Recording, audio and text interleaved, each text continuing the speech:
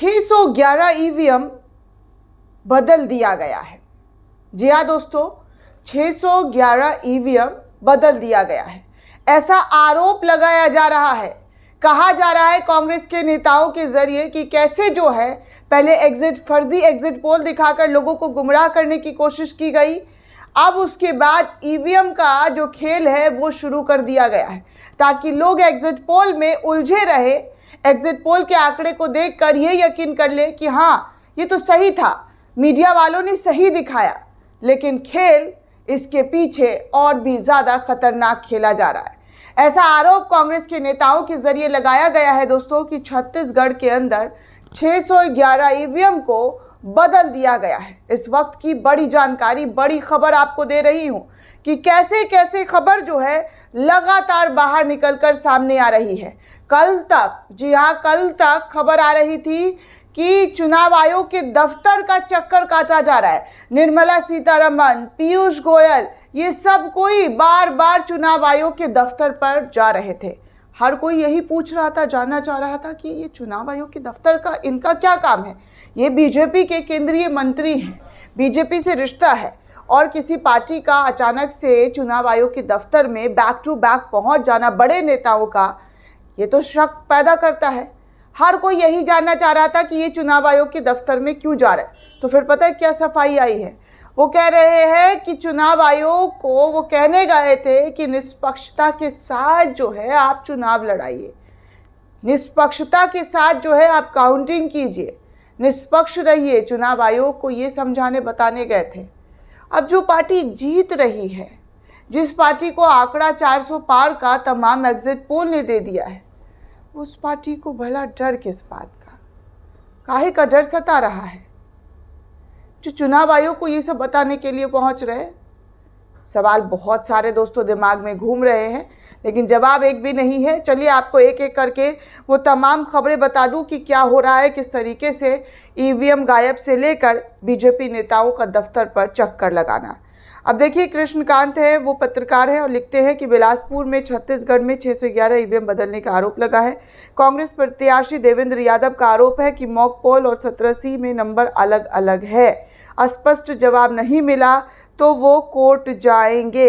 इस तरीके की बातें जो है कृष्णकांत के जरिए कही गई है। आगे, जी हाँ, आगे देखिए, विक्रम नाम के यूज़र लिखते हैं कि पीयूष गोयल के बाद वित्त मंत्री निर्मला सीतारमण भी निर्वाचन आयोग के ऑफिस पहुंची। आखिर माजरा क्या है? आखिर ये लोग बार बार वहां पर जा क्यों रहे हैं? तो इस तरीके की चीज़ें जो है वो निकल कर सामने आई है। अब वहीं दैनिक भास्कर की जो खबर है, वो खबर मैं आपको बता दूं कि किस तरीके से दैनिक भास्कर ने ईवीएम जो 611 गायब हुआ है उसको लेकर क्या छापा है। दैनिक भास्कर लिखता है कि देवेंद्र यादव बोले हैं कि बिलासपुर में बदली गई 600 ईवीएम, मॉक पोल और 17C फॉर्म में अलग अलग नंबर का आरोप। कलेक्टर ने कहा सारे पेपर सील है। इस तरीके की बातें जो है दैनिक भास्कर के हवाले से लिखी गई है कि मतगणना के पहले बिलासपुर के संसदीय सीट से कांग्रेस प्रत्याशी देवेंद्र यादव ने चुनाव प्रक्रिया पर गंभीर आरोप लगा दिया है। प्रेस कॉन्फ्रेंस करके उन्होंने कहा है कि 611 ईवीएम बदल दी गई है। मॉक पोल और 17C फॉर्म में इनके नंबर अलग अलग बताए जा रहे हैं। जो 17C का मामला सुप्रीम कोर्ट में गया था दोस्तों, मॉक पोल का, जिसको सुप्रीम कोर्ट के जरिए खारिज कर दिया गया था, उस फॉर्म का मिलान करते हुए उन्होंने बताया कि ईवीएम का जो नंबर है, जो पर्चियाँ दी गई थी, वो 611 ईवीएम बदली हुई नज़र आ रही है। उसमें इस तरीके से कोई जानकारी निकलकर सामने नहीं आ रहा है, जिस वजह से उनका शक जो है वो बढ़ गया है। और वो ये तक कह रहे हैं कि वो सुप्रीम कोर्ट जाएंगे। अगर कुछ भी थोड़ा सा भी हेरफेर हुआ, कोई भी फर्जी चीज़ें नज़र आई, तो वो ईवीएम को लेकर और मॉक पोल को लेकर सुप्रीम कोर्ट का दरवाज़ा खटखटाएंगे। वहीं आपको ये भी जानकारी दे दूं कि पोस्टल बैलेट पर चुनाव आयोग के खिलाफ सुप्रीम कोर्ट पहुंच गई है वाईएसआर कांग्रेस।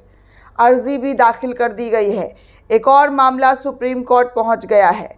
जी हाँ दोस्तों, लोकसभा के आम चुनाव में डाक मतपत्रों से डाले गए वोट की वैधता के मुद्दे पर वाईएसआर कांग्रेस ने सुप्रीम कोर्ट का दरवाज़ा खटखटा लिया है। वाईएसआर कांग्रेस ने इस मुद्दे पर आंध्र प्रदेश हाईकोर्ट के आदेश को सुप्रीम कोर्ट में चुनौती देने के लिए SLP दाखिल की है। और 4 जून को होने वाली मतगणना से पहले निर्वाचन आयोग से स्पष्ट निर्देश देने की भी गुहार लगाई है।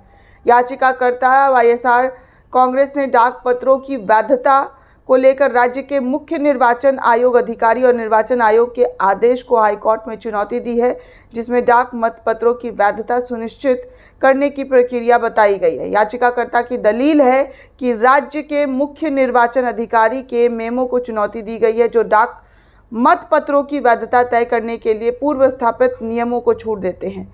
इस बाबत निर्वाचन आयोग के आंध्र प्रदेश के 30 मई को जारी सर्कुलर रिपोर्ट को चुनौती दी गई है, जिसमें फॉर्म 13A पर सत्यापन अधिकारी के हस्ताक्षर से भी मतपत्रों को वैध मान लेने की बात की गई है।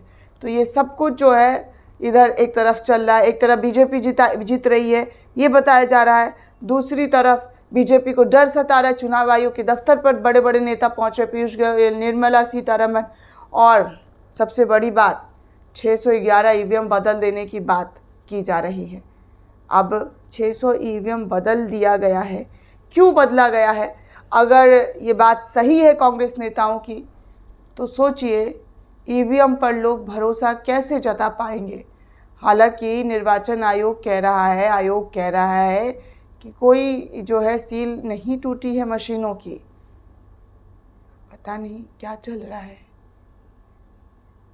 जो भी चल रहा है दोस्तों, आपको लगातार बता रहे हैं, दिखा रहे हैं, क्योंकि इनका जवाब मेरे पास भी नहीं है।